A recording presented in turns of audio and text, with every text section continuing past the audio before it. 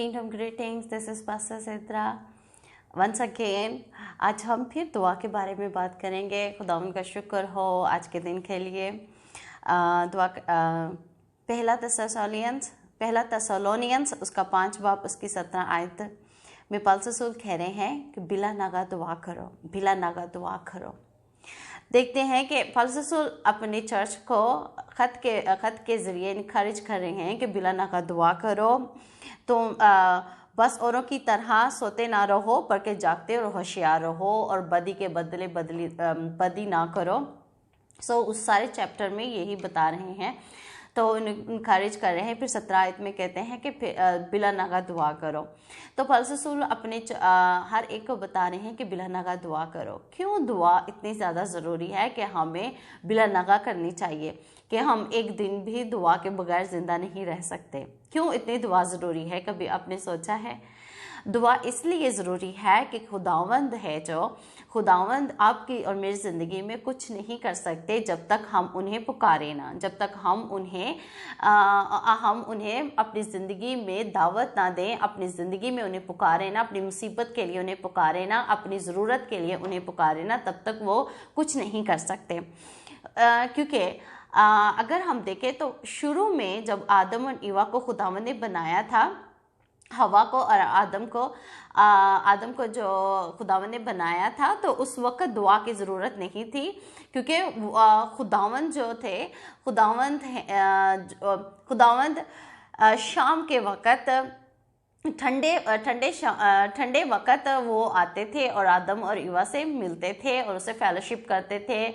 तो उसके जेनेसिस उसका पैदाइश उसका 3 बाब उसकी 8 आयत में लिखा है, और उन्होंने खुदा की आवाज़ जो ठंडे वक़्त बाग में फिरता था सुनी।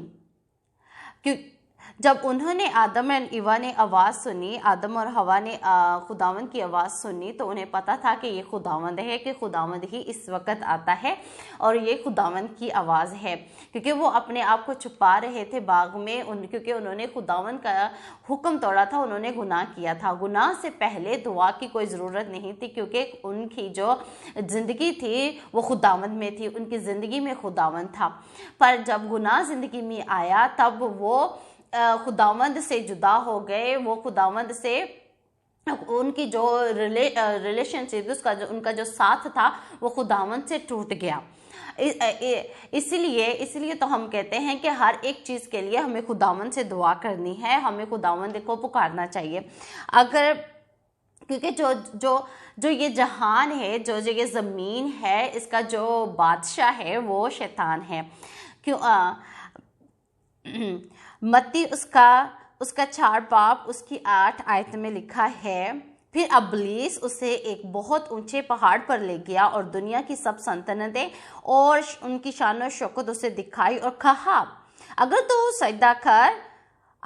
सजदा कर तो मैं तुझे सब कुछ दे दूंगा। क्यों शायद इब्लीस ने यीशु को कहा कि मैं तुझे दे दूंगा अगर तू मुझे सजदा करे? क्योंकि वो जो सल्तनत थी, वो जो बादशाही थी, वो इब्लीस के पास है। जो इस जहां की बादशाही है, जो इस जहां की शान और शौकत है, वो इब्लीस के पास है। अगर देखें उस पहला कुरिन्थियन उसका 4 बाब उसकी 4 आयत में लिखा है, यानी उन ईमानदारों के वसीले से जिनकी अक्लों को इस जहां के खुदा ने अंधा कर दिया है। इस जहां के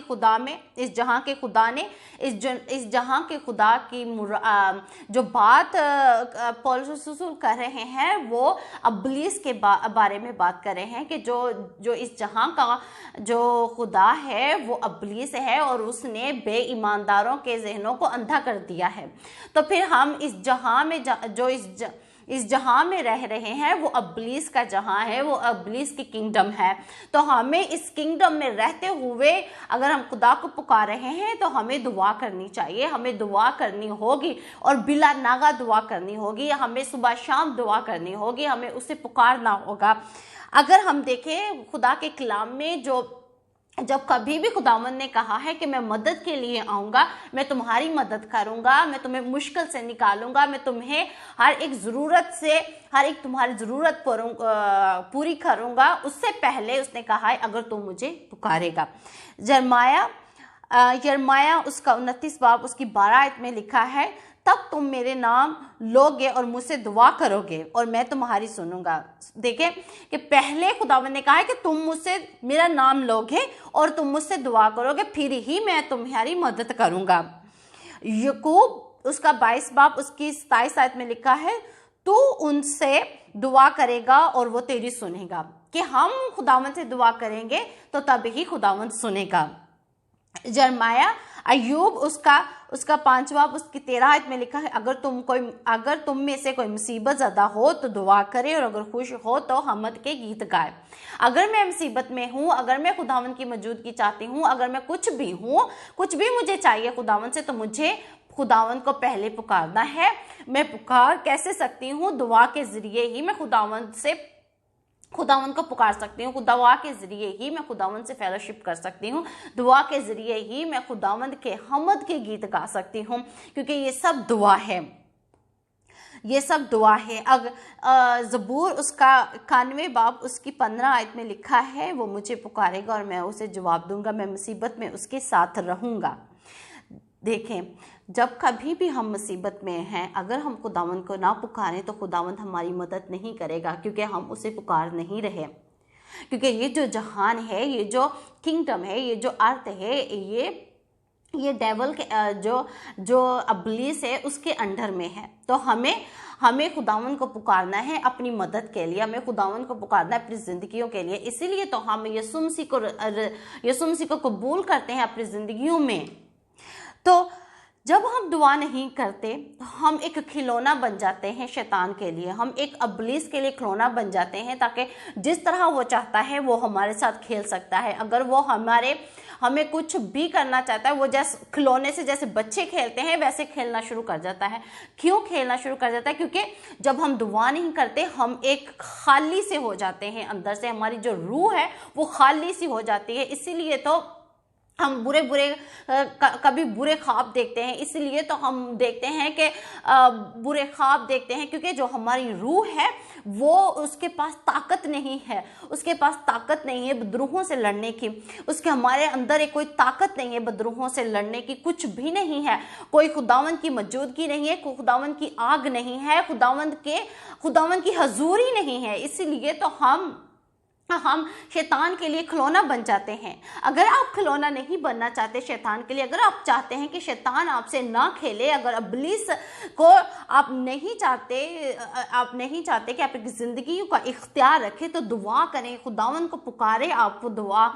खुदावंद को पुकारें, क्योंकि दुआ के ज़रिए ही आप खुदावंद से मुलाकात कर सकते हैं, खुदावंद के साथ फेलोशिप कर सकते हैं।